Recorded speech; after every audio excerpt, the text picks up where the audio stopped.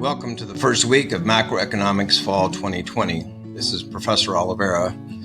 This will be the first of a series of short presentations I give you each week on specific subjects. This week we'll be talking about the 10 principles of economics, and I'll convert them to real things in your life, not just theories and assumptions.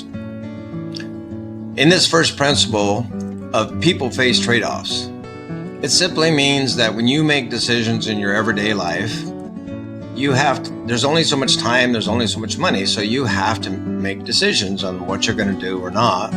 Deciding to take this course will take time, it'll take money, it'll take activities that you can't do because of studying, but it was a conscious decision for you to make a decision. The second principle, the cost of something is what you give up to get it, is what we call opportunity cost. Very much related to the first principle, this is the measurement of the cost of what you had to give up. You had to give time with family and friends to be able to take this course.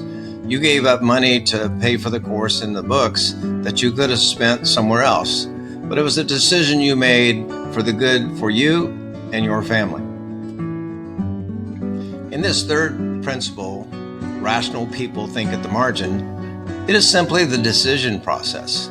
It's how rational people will make fine adjustments to their budget, fine adjustments to their activities, fine adjustments to their diet, to their relationships.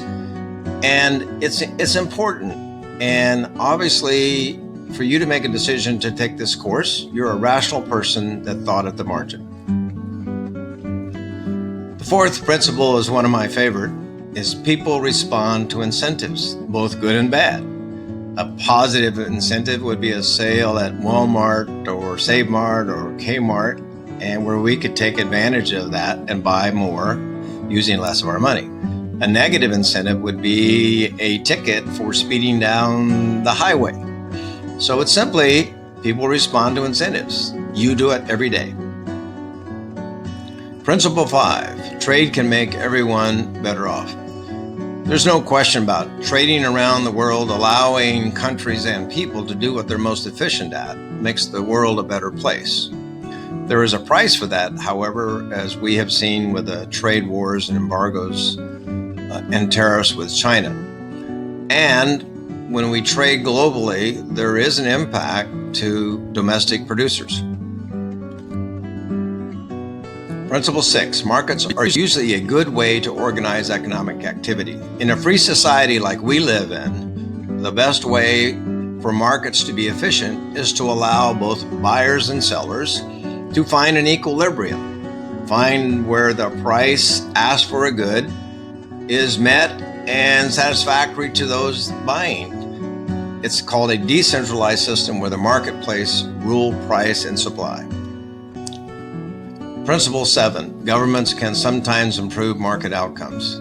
You know, we as Americans, and we hear it all the time, we don't like too much government in our way of life, but we do like the protection of the health department in our restaurants and police and fire, those that inspect facilities, roads that are kept up, that allows trucks to get to the marketplace. So governments can sometimes and do improve market outcomes.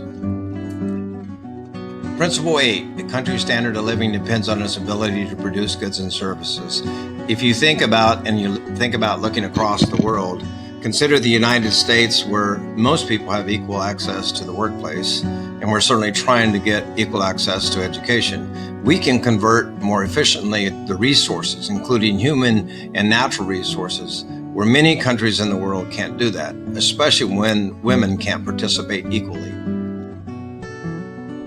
Principle 9, prices rise when the government prints too much money. The federal government has the ability to print money or put more money into circulation to stimulate the economy.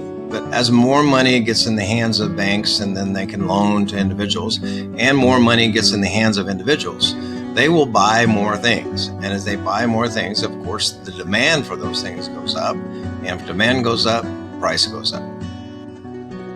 Principle number 10, society faces a short-run trade-off between inflation and unemployment. When unemployment is running too high, the government will step in by a number of ways and stimulate the economy. When that happens, businesses will hire people, and as they hire people, unemployment will go down.